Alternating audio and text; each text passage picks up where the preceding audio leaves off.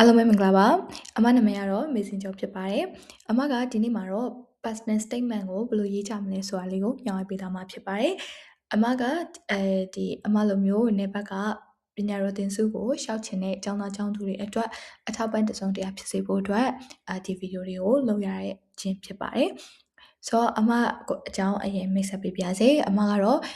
ဒီအမက master တော့မလျှောက်ဘူးသေးဘူးဒါပေမဲ့အမကအမရဲ့ bachelor degree အတွက် AMPN scholarship ရထားတဲ့ AMPN awardee တယောက်ဖြစ်ပါတယ်ပြီးတော့အမဒီ semester တစ်ဖြတ်စာပေါ့နော်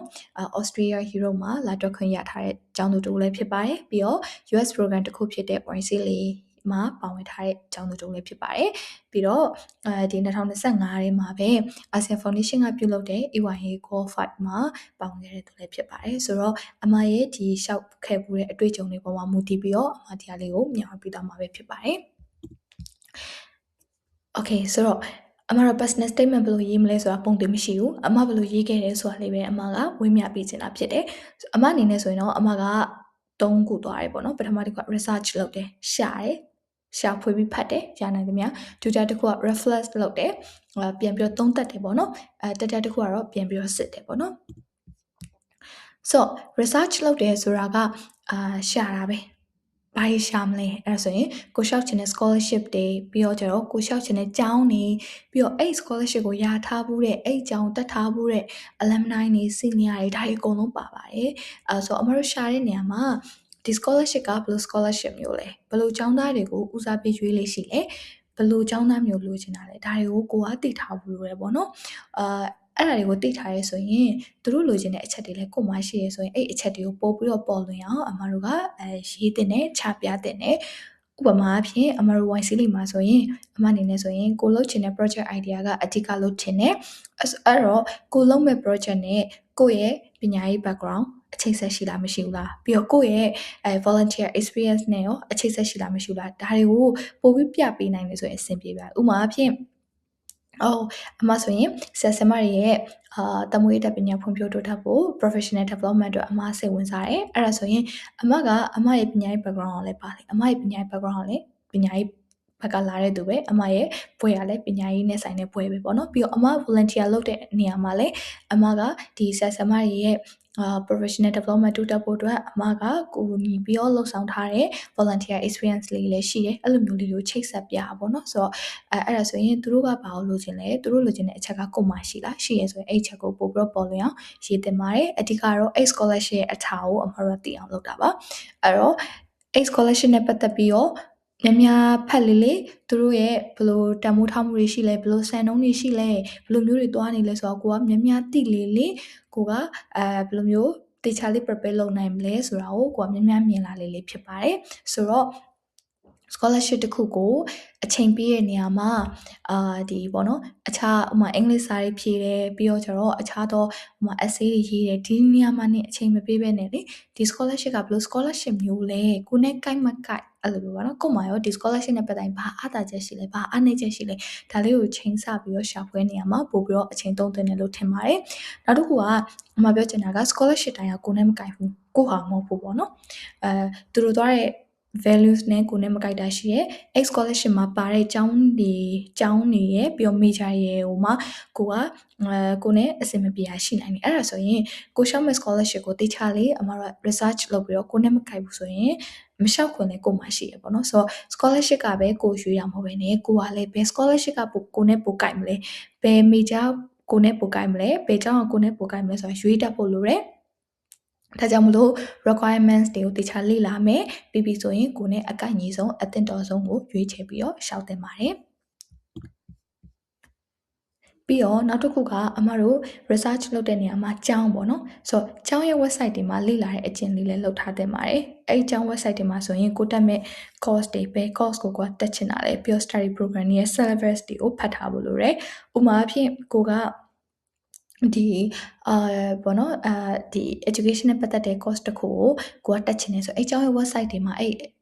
education နဲ့ပတ်သက်တဲ့ course ကိုတွားရှာမယ်ပြီးဆိုရင်အဲ့မှာဘာတွေသင်တာလဲပေါ့နော်အဲ့ဒါတွေကိုလည်းကိုယ့်ရဲ့ essay မှာထည့်ရေးလို့ရတယ်ဥပမာဖြင့်ငါတက်မဲ့ major ထဲမှာဒါတွေသင်ရတယ်ဒါတွေကငါအရင်စိတ်ဝင်စားတဲ့အရာတွေငါဆက်လုပ်ချင်တဲ့လမ်းကြောင်းတွေအတွက်လည်းအများကြီးအထောက်ပံ့ဖြစ်လာနိုင်တယ်ဆိုတာမျိုးပေါ့နော်ဆိုတော့အဲ့လိုမျိုးရေးရဆိုရင်ကိုယ့်ရဲ့ motivation ကို အရင်ပြပြီးသားဖြစ်အပ်ကြရပေါ့နော်ဘာလို့ဆိုတော့ကိုကဒီကျောင်းကိုတမန်ကရှင်ကရွေးလိုက်တာမဟုတ်ဘူးဒီ scholarship ကိုတမန်ကရှင်ကရှောက်လိုက်တာမဟုတ်ဘူးကိုဘာလေ့လာမလဲဆိုတော့လေတေချာသိထားတယ်ပြီးတော့ကိုကဒီကျောင်းကနေဘာရလိုက်မလဲအဲ့ဒါကိုလည်းတေချာသိထားတယ်ပြီးတော့ကျတော့ကိုယ့်ရဲ့စိတ်ဝင်စားမှုနဲ့ဒီကျောင်းကပေးနိုင်တဲ့ပညာနဲ့ဘယ်လောက်ကင်လဲဆိုတော့ကိုတေချာသိထားရပေါ့နော်ဆိုတော့အဲ့ဒါတွေကိုအများကြီးပြနိုင်ပါတယ်ဒါကြောင့်မလို့ကိုတက်မဲ့ major အကြောင်းတခါမှလည်းမဖတ်ဘူးပဲနဲ့ syllabus ကိုမကြည့်ဘဲနဲ့ January ခြုံရေးတာထက်ဆိုင် okay ဒါတော့ငါလုတ်ချင်တယ်ဆိုတာထက်ဆိုင်ပေါ့နော်ဒီเจ้าရဲ့ဘယ်ချက်တွေဘယ်ဘာသာရပ်တွေကကိုယ့်ပို့ပြီးတော့ motivated ဖြစ်စေရှောက်ချင်လာရဲဆိုတာမျိုးကိုကရေးပြလို့ရပါတယ်နောက်တစ်ခုကကျတော့အမတို့ alumni နဲ့ scholar တွေနဲ့networking ပေါ့နော်အဲ့ဒါကြီးလုပ်ဖို့ဆိုရင်အမဆိုရင် share webinar ကြီးလိုက်တက်တယ်ပြီးတော့ကိုသိချင်တာရှိရဆိုရင်တခြားလေး request လုပ်ပြီးတော့ပေါ့နော်ကိုအရင်မိတ်ဆက်တယ်ဒါလေးရှောက်ချင်လို့ပါဒါလေးကတော့ဘယ်လိုရှိလဲဒါလေးတွေပေါ့နော်တခြားလေး request လုပ်ပြီးတော့မေးတယ်အဲ့ဆိုကိုရိုင်းရဘူးတဲ့သူတက်ဘူးတဲ့သူဖြစ်တဲ့အတွက်ကြောင့်မလို့ scholarship ရဲ့အထားအကြောင်းရဲ့အထားလေးပို့ပြီးတော့သိကြရပေါ့နော်ဒါကြောင့်မလို့ဘယ် website ဘယ် official page မှာမှမဖော်ပြထားတဲ့အကြံဉာဏ်နဲ့အချက်လက်တွေကိုတက်ဖို့တဲ့ senior ရေးစီကနေပြီးတော့တည်နိုင်ပါတယ်ဒါကြောင့်မလို့များများစကားပြောမေးမြန်းပြီးတော့ဒီ scholarship ကဘာလို့ချင်တာလဲအကြောင်းကဘာလို့ချင်တာလဲပြီးတော့ကိုနဲ့တင်တုံမှုရှိမရှိဆိုတာကိုစမ်းစစ်သင့်ပါတယ်ပြီးတော့ senior တွေအကုန်လုံးကလည်းကူညီပေးဖို့အသင့်ရှိကြပါတယ်ကိုဘက်ကသွားမေးရဲ့အခါမှာဒါလည်းဆိုတော့တစ်ဖက်လူရဲ့အချိန်ကိုလည်းလေးစားမှုတစ်ခုထားပြီးတော့ပေါ့နော်အကူကြီးတောင်းကြည့်ရဆိုရင်မဖြစ်ပြရဲ့သူဆိုတာမရှိပါဘူးဒါကြောင့်မလို့ဘာရေးရမလဲဆိုတော့ဒီအတိုင်းပဲဗလာကြီးတက်ထိုင်တွေးနေရတဲ့ဆိုင်ရင်အမတို့ကဒီ scholarship အကြောင်းဒီကျောင်းအကြောင်းဒီ alumni တွေနဲ့ communicate လုပ်ပြီးတော့ research လုပ်ခြင်းအပြင်ပုံမအထောက်အကူပြုတဲ့ idea တွေအတွေးမြင်တွေကိုတေချာပေါက်ရလာနိုင်ပါတယ်ဆိုတော့အမ scholarship ရှောက်တုံးကဆိုရင်အမကဒီအကြောင်းကနေပြီးဝင်ခွင့်ရဖို့လိုတာပေါ့နော်ဒါပေမဲ့ကျောင်းက email reply မပြန်ဘူးအဲ့အချိန်ဒီမှာအဲ့ကျောင်းမှာတက်နေတဲ့မြန်မာအမတယောက်ကနေပြီးတော့အဲ့ကျောင်း office တွေကိုတွားပြီးတော့ဒီကျောင်းနဲ့ပတ်သက်တဲ့အချက်လက်တွေဒီ application နဲ့ပတ်သက်တဲ့အချက်လက်တွေကိုတွားပြီးတော့မေးပေးရအထိကိုကူညီပေးဘူးရပေါ့နော်ဆိုတော့အဲ့ဒါဖြစ်တဲ့အတွက်ကြောင့် senior တွေကအမြဲတမ်းကူညီဖို့အသင့်ရှိကြတယ်သူတို့ ਨੇ network တခုကိုတေချာတိဆောက်ဖို့လိုတယ်share webinar တွေကိုတေချာလေးလိုက်တက်ဖို့လိုတယ်လို့အကြံပေးချင်ပါတယ်နောက်တစ်ခုက reflect လုပ်တာ okay ဆိုတော့ကိုကဆောနာ research တေချာလုပ်ပြီးသွားပြီ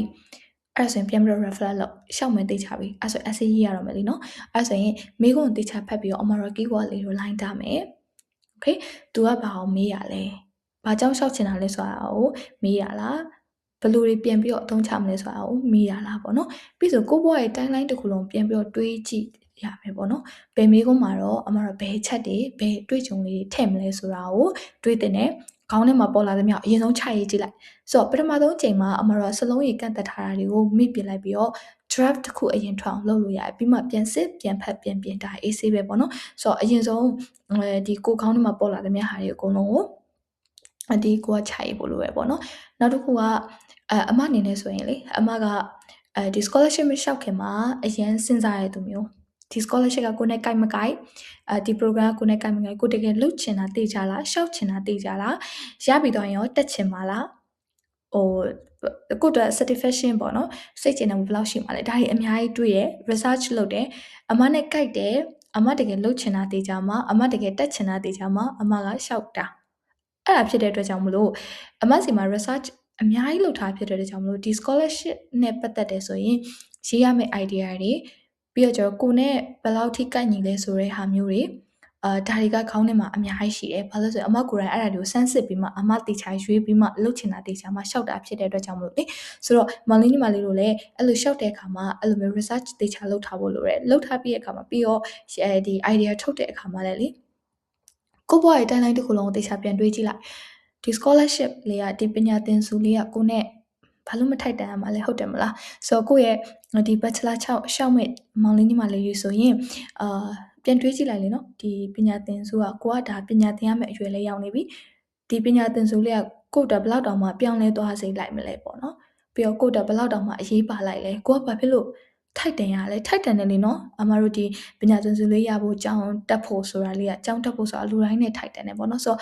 ဘာဖြစ်လို့ထိုက်တန်တာလဲဆိုတာမျိုးတေချာလေးတွေးကြည့်လိုက်အဲ့အချိန်မှာကိုကဘာကြောင့်ဒီ scholarship ကိုရတင်လဲဘာကြောင့်ဒီပညာသင်စုလေးအခွင့်အရေးလမ်းလေးอ่ะပေါ့နော်ကိုနဲ့ထိုက်တန်လဲဆိုရင် idea လေးအများကြီးပေါ်လာလိမ့်မယ်အဲ့ဒါလေးကိုယုံကြည်ပြီးတော့ဒါရေးပေါ့နော်ဘာလို့ဆို အကုန်လုံးကထိုက်တန်တယ်ဒါပေမဲ့ကိုကဘာကြောင့်မလို့ဒီဟာလေးကိုရတင်လဲဆိုတော့တခြားလေးချပြနိုင်တဲ့သူကပို့ပြီးတော့အခွင့်အရေးရသွားတဲ့သဘောပေါ့နော်ဆိုတော့ကိုကအများကြီးထိုက်တန်တယ်ဆိုတော့အဲ့ဒါတွေကိုတခြားလေးပြန်ပြီးတော့ရေးကြည့်ပါပြီးတော့နောက်တစ်ခုကအမဆိုရင်အစေးရေးနေရလောက်တာတစ်ခုရှိရပေါ့နော်အဲ့ဒါတော့အမတက်တော့တက်တာအဖြစ်ဆုံးနေရတဲ့ခုမှာတွေးလိုက်ရေးလိုက်လောက်တာအမကအတွေးမရှိဘူးဆိုရင်အမမရေးနိုင်ဘူးဆိုတော့အမကောင်းထဲမှာအရင်ဆိုအတွေးလေးရှိသွားမှသာလင်ရေးရပါတော့ဆိုတော့အဲ့ဆိုအတွေးရှိဖို့ကခင်းနေရေးရတာလွယ်တယ်ဘာလို့ဆိုတော့အခုခေတ်မှာဆိုရင်အမတို့ဒီဘောနော်ဒီ grammar စစ်တဲ့ grammar စစ်လို့ရတယ်ဘောနော် AI နဲ့ရေးရမျိုးထိတော့မဟုတ်ဘူးဒါပေမဲ့ grammar စစ်လို့ရအမျိုးဖြစ်လာတဲ့အတွက်ကြောင့်မလို့ရေးဖို့ကလွယ်တယ်အဓိကအတွေးလေးရှင်းနေဖို့အရေးကြီးတယ်နောက်တစ်ခုကအဲ့လိုတွေးတဲ့အခါမှာလည်းဒါရပါမလားမသိဘူးဆိုတော့စိတ်နဲ့တော့အမျိုးထက်ဆိုင်လေဘာလို့မထိုက်တန်အောင်မလဲဟုတ်တယ်မလားအဲ့လိုမျိုးလေးတွေးပြီးတော့တခြားလေးရှောက်ဖို့အကြံပေးချင်ပါတယ်နောက်တစ်ခုကproofread လုပ်တာဆိုတော့အမတို့ပထမဆုံး draft မှာလိုနေရရှိမှာအဲ့ဒါဆိုရင်ရင်းနှီးရဲ့ senior တွေကိုဖတ်ပေးဖို့အကူအညီတောင်းတင်တယ်ကတ်မှသွားဖတ်ခိုင်းတာနဲ့ဆိုင်ရင်ဖတ်ပေးမဲ့သူအစဉ်ပြေအောင်ကြိုခွင့်တောင်းပြီးတော့ကြိုဖို့တင်တယ်နှစ်ပတ်ဒါမှမဟုတ်ရင်3ပတ်ဒါမှမဟုတ်ရင်ကိုကdeadline fighter မဟုတ်ဆိုရင်တစ်လထိကြိုပို့ထားလို့ရတယ်ပေါ့နော်အဲ့ဆိုအဲ့လိုမျိုးလေး proofread လောက်ခိုင်းတဲ့အခါမှာပြန်ပြင်ရတာရှိလာမယ်ပေါ့နော်ပြန်ပြင်ရတဲ့အခါမှာလည်းစိတ်မညစ်ပါနဲ့ပေါ့နောက်တစ်ခုကမိကုန်းတစ်ခုရှိတာ proofread ကိုဘယ်နှစ်ယောက်လောက်ခိုင်းရမလဲဆိုတော့မိကုန်းလေးတက်ဖြည့်ပေးရမယ်ဆိုရင်ကိုအကြောင်းကိုတေချာသိတဲ့မောင်လေးညီမလေးတို့ရဲ့အကြောင်းပို့ပြီးတေချာသိရဲ့အတွေ့အကြုံရှိရဲ့2ယောက်လောက်ဆိုရင်ရပြီကိုကတော့တခါလေးမှဖြစ်တတ်တယ်ကိုကရှောက်မဲ့သူမလို့လောနေပြီမယ်လေတစ်ဖက်မှာလည်းသူ့ရဲ့ကိုယ်ပိုင်အချိန်တွေကဖဲ့ပြီးတော့ကိုပေးရဖြစ်တဲ့အတွက်ကြောင့်မလို့အပြန်အလှန်လေးစားမှုနဲ့အကူအညီတောင်းရင်ရပါတယ်နောက်တစ်ခုကအဲ့ဒါ draft draft ဖြစ်တဲ့အတွက်ကြောင့်မလို့ကိုကပြန်ပြင်ရတာရှိရဲ့တခါလေတစ်ပုတ်လုံးကိုကပြန်ပြောင်းလိုက်ရအမျိုးရှိအဲ့လိုမျိုးဆိုလဲစိတ်မညစ်နဲ့ကိုကပိုကောင်းမှုပြန်ရေးရတာမျိုးဖြစ်တဲ့အတွက်ကြောင့်မလို့ pre လုပ်ပြီးတော့ပြန်ပြင်ဖို့အတွက်လည်းအချိန်ချန်ထားသင့်ပါတယ်ပြီးတော့ဒီ proofread ကိုလည်းပေါ့နော်ကိုနဲ့ရင်းနှီးတဲ့လူကိုရွေးတင်တယ်ဒီ scholarship နဲ့လည်းရင်းနှီးတယ်ကိုနဲ့လည်းရင်းနှီးရဆိုရင်ပို့ပြီးအဆင်ပြေတယ်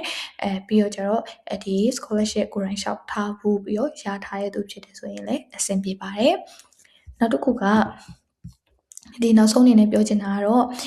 အမတို့စောနာလောက်ရတာရှိရပါတော့ research လောက်ရတယ် reflect လောက်ရတယ် proofread လောက်ရတယ်ဒါတွေလုပ်တယ်ဒါပေမဲ့တကယ်မှာအမတို့ scholarship ပဲဖြစ်ဖြစ် exchange တွေမှာဖြစ်ရှောက်တဲ့အခါမှာလေကိုကအကြောင်းအရာတွေရေးသားတွေပြန်လည်နေအောင်အင်္ဂလိပ်စာတွေအရင်ကောင်းနေအောင်ရေးထားတာထက်ဆိုင်ရင်ကိုလုပ်ခဲ့တဲ့အလုပ်အတွေ့အကြုံတွေ volunteer အတွေ့အကြုံတွေကပဲကိုဘယ်လိုလူမျိုးဖြစ်လဲဆိုတာကိုအပြပေးနိုင်ဆုံးဖြစ်တဲ့အတွက်ကြောင့်မလို့မောင်လေးညီမလေးတို့လုပ်တဲ့အလုပ်တိုင်းမှာစေစနာထားပြီးတော့ impact ဖြစ်အောင်လုပ်ကြပါလို့ထပ်ဆောင်အကြံပေးချင်ပါတယ်အဲ့လိုပြောလိုက်လို့လေ okay ကျမတို့ကဒီ volunteer experience တွေ work experience တွေအဲ့လောက်မရှိသေးဘူးဘယ်လိုလုပ်မလဲဆိုရင်ကြလဲ scholarship လျှောက်တာကကိုမှရှိတဲ့အတွေ့အကြုံလေးကိုမှရှိတဲ့ပညာရေး background လေးနဲ့လှအောင်ဆင်ပြီးတော့ကို essay လေးကိုလှအောင်ဆင်ပြီးတော့ရှောက်ရတာဖြစ်တယ်ဆိုတော့တိုင်းလိုအပ်နေလို့မရှောက်ရဘူးဆိုတာမျိုးထက်ကိုမှရှိရတဲ့ဘယ်လိုမျိုးအဆင်ပြေအောင်ရှောက်မလဲဆိုတာစဉ်းစားပြီးတော့ရှောက်တင်ပါတယ်ပြီးတော့ကိုလုပ်တဲ့အလုပ်တိုင်းမှာစေတနာထားပြီးတော့ impact ဖြစ်အောင်လုပ်ကြပါလို့အကြံပေးချင်ပါတယ်ဒါကတော့အမှအနေနဲ့personally အကြံပေးရဖြစ်ပါတယ်အမှားသွားခဲ့တဲ့ approach လေးကိုအကြံပေးရဖြစ်ပါတယ်ပြီးတော့ဒီမတူကွဲပြားတဲ့ approach တွေလည်းရှိနိုင်ပါတယ်အဲ့ဒါဖြစ်တဲ့အတွက်ကြောင့်မလို့မောင်လေးညီမလေးတို့ကင်ကြီးတဲ့အချက်တွေကိုယူသုံးလို့ရတယ်ပြီးတော့ scholarship တွေရှောက်ဖို့လည်းမကြောက်ကြပါနဲ့ပြီးတော့ sharing webinar တွေလည်းတက်ကြပါအမြဲတမ်းလေဒီ scholarship တွေနဲ့အမြဲဒီ scholarship information sharing ဟိုင်းနဲ့အမြဲမပြတ်ထိတွေ့နေပါဘောနော်လူရာတွေကိုပြင်ဆင်ပါအဲ့ဒါဆိုရင်တော့တနေ့မှာတော့ကိုနဲ့ထိုက်တန်တဲ့ပညာသင်ရမယ့်အခွင့်အလမ်းတွေကကိုစီကိုရောက်လာမှာဖြစ်ပါတယ် Okay ဆိုတော့အဆုံးထိနားထောင်ပေးရတဲ့အတွက်ကျေးဇူးအများကြီးတင်ပါတယ်ပြီးတော့ထပ်ပြီးတော့သိချင်တဲ့အကြောင်းအရာလေးတွေကိုလည်းMRC ကိုဆက်သွယ်ပြီးတော့မေးမြန်းလို့ရပါတယ်အဲ့ဆိုရင်ကျေးဇူးအများကြီးတင်ပါတယ် bye bye